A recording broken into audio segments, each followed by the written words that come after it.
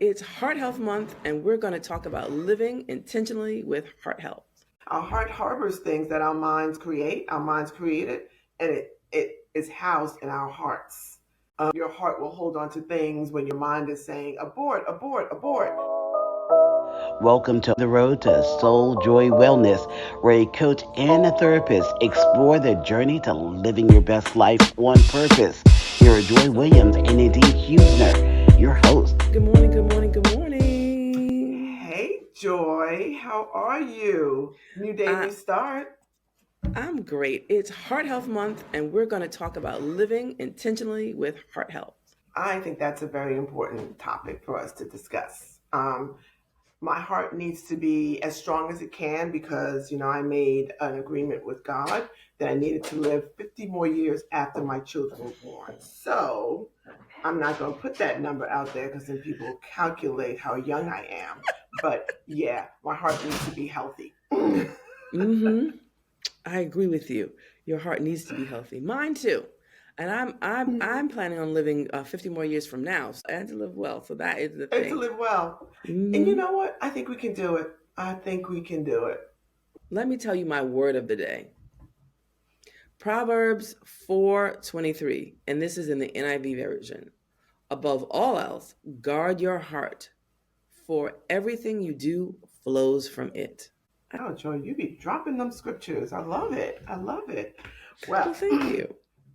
my word of the day states our heart, the record keeper of personal feelings, emotions, and attachments, honors conceptions that the lucid mind might not agree with by Kilroy J. Ulster. Let's meditate on that, ladies. Yes, that is a great quote for the day. We definitely need to meditate on Mm-hmm. that. Mm-hmm. Our heart harbors things that our minds create. Our minds create it, and it is housed in our hearts. And that Very is how we true. respond in the world. It's what drives us in the world. And And why it you may have to not guard your always make heart. sense. You got Yeah, to guard it. And yeah. sometimes there's some mistranslation in the communication lines, but your heart will hold on to things when your mind is saying, abort, abort, abort. Your heart is like, no, I cannot. I have to stay. And so that's when your mind is lucid. Your mind is telling you things, but it's already housed in your heart. Girl, I hope I'm not feeling judged today because I made some bad choices yesterday with the food that I ate, and I am paying the price. But yes, tell me how. Let's talk about heart health because you have always been an expert on that. I feel for me, you've always known more about it because of your lived experiences. Well, So I yeah. won't disclose on the things I did yesterday.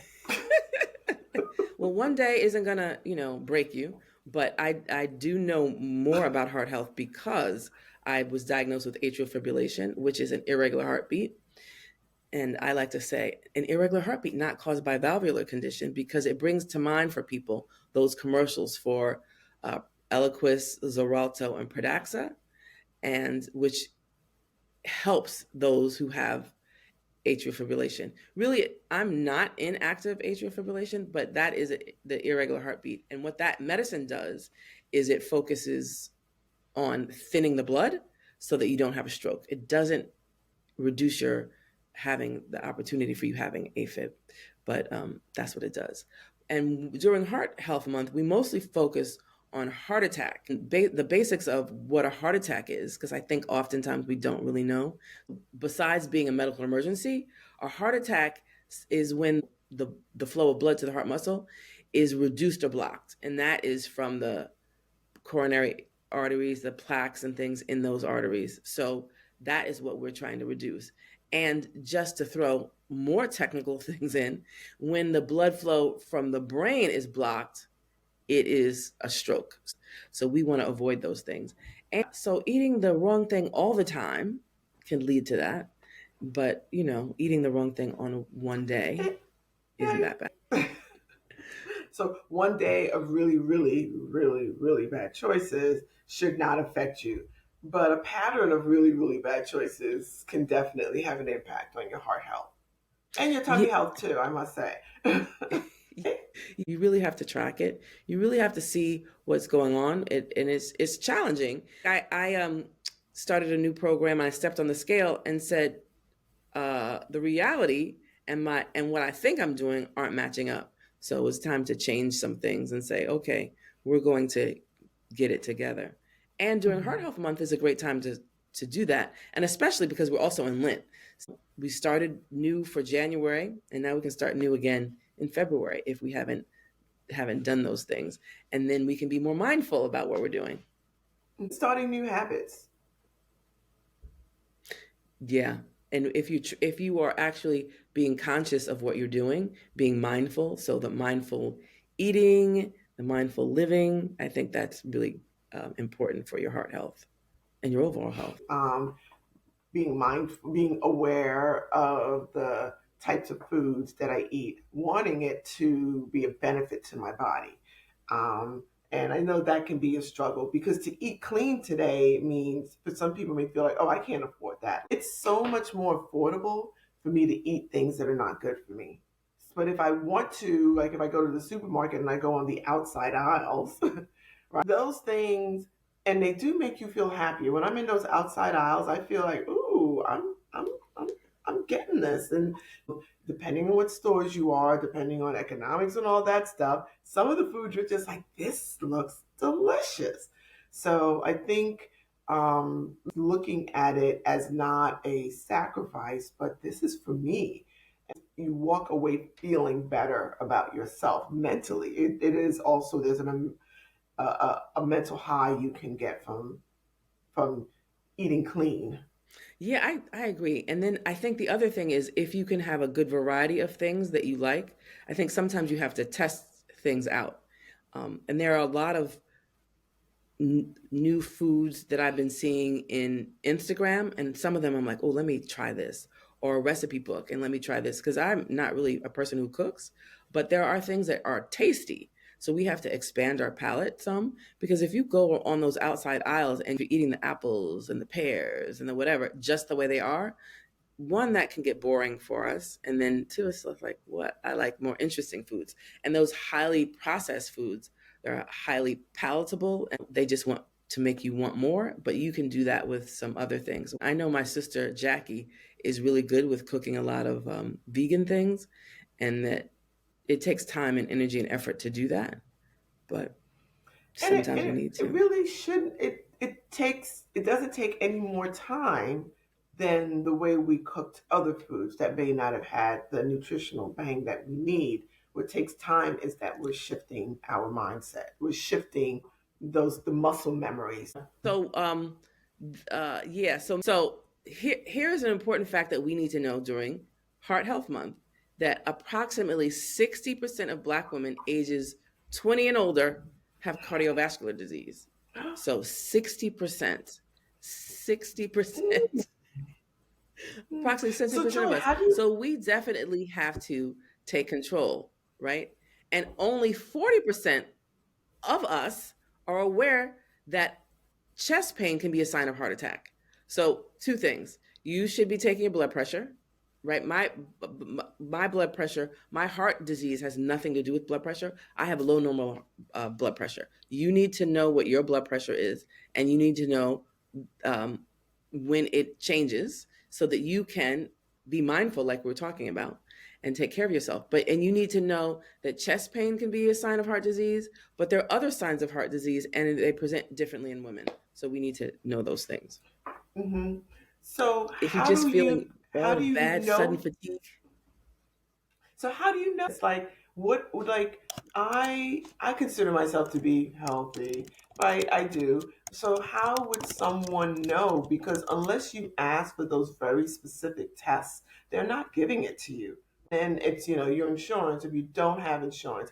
How can you advocate for yourself to get this information? Because you ask me, I feel like my arteries are plaque free. And then I get a test and they be like, girl, you need to floss. But yeah, how do you Mm-hmm. know, Joy? Yeah. So heart disease is a silent killer. So a lot of times people don't know that they have heart disease, especially if you're not going to the doctor. So the first thing is to get your cholesterol checked, and be in line with what the doctor says. And then because um, women can have a variety of signs and just a severe feeling of fatigue and other issues, that you need to be vigilant when things happen and they're different from normal. So you need to know yourself. So you need to know what your blood pressure is on a regular basis.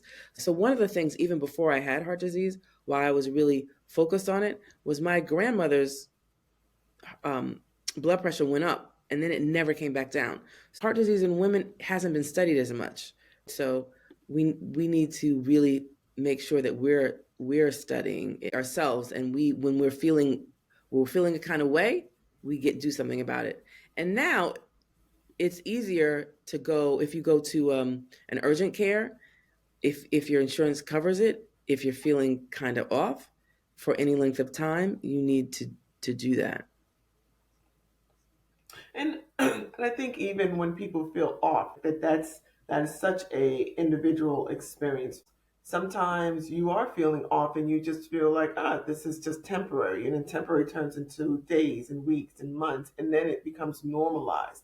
So I think feeling off is hard. It's not really measurable for a lot of people, because there's things where I'm like, oh yeah, that's been going on for some time, but I just kind of adjusted to it. So what I think we should do is regular checkups, because that's the only way you're going to know if there's any changes. And here's my other question to you, Joy. Does high cholesterol mean that I have plaque in my arteries? Is that a guarantee? Or can I have high cholesterol and be plaque free? Want to know? Yeah, I don't think you can be have high cholesterol and be plaque free, but that's a general statement because your cholesterol numbers are broken down into multiple things. So that's a general statement. But I think one of the things we should do is just talk about symptoms of heart disease in women. So angina, usually felt as a dull or heavy chest pain, discomfort or ache, pain in the neck, jaw, or throat, pain in the upper abdomen or back. Now, these are typically, I think, are more sudden pains, right? And then some symptoms may happen when you're resting or active. So, nausea, vomiting, tiredness that won't go away or feels excessive. So, you need to have those things looked after, and then hopefully you can call somebody and your doctor's office and ask. And then if you're having um, a heart attack, the times when you call 911, when you're having these chest pains, discomfort, and shortness of breath, and all of those feelings fluttering in the chest, palpitations. So you really have to know yourself. So I know for me what normal AFib feels like, and a lot of people have that and they might not notice it, but I typically know when I have it. So if I had a different kind of palpitation, I would be calling the doctor or going to the doctor. Shortness of breath, sudden fatigue, swelling of the feet, ankles, legs, or abdomen. So those things you need to get immediate attention. So I think you're right. Go to the doctor, but you really need to really know yourself. That's hard sometimes. It is. It can be. Hmm. And also the thing that I think what may happen, mothers and just caregivers tend not to prioritize their own health care. They'll do for other people. They'll make sure everyone makes their appointments, and they'll take care of that loved one. If you're a caregiver, the person you're caring for needs you to be healthy, and you have to take time out to care for yourself. That is so true. And during pregnancy, women, Black women, we have preeclampsia, when we have high blood pressure during pregnancy, that has a higher tendency for you to end up with high blood pressure long term. So we want to avoid those things. And we want to get healthy before we're pregnant, stay healthy during pregnancy, and stay healthy after pregnancy, during menopause, after menopause, all those things. So, and the other thing is after menopause, the protective effects of being a woman that reduced our heart health risk are gone away. So your blood pressure might go up, other things might happen that if you're not taking care Weight of it. gain. Yeah. But your heart health, you have a greater chance after menopause of having these issues because the protective effects go away. I didn't learn that from my doctor. I learned it from a doctor, but she happened to be my friend and she was making a presentation. I'm like, nobody told me this. So we have to make sure that we are it looking. Yeah, it makes sense. I mean, because that phase of life, you're getting older, so it still falls in the realm of as we get older, those protective factors tend to lessen and diminish.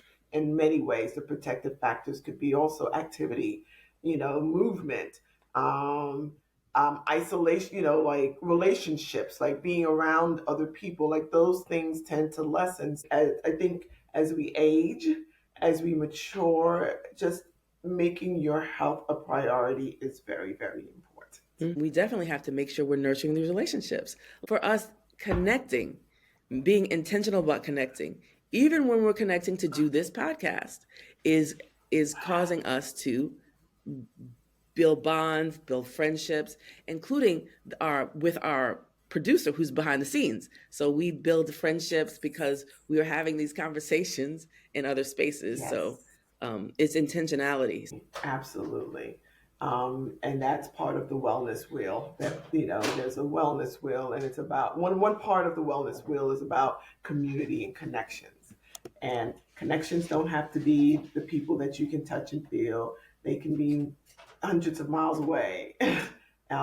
It's about the dynamics of those relationships. I agree. This has been great, and more next time. And until then, continue to live your best life on purpose. Thank you for joining us on this episode of Road to Soul Joy Wellness. We hope you enjoyed the show.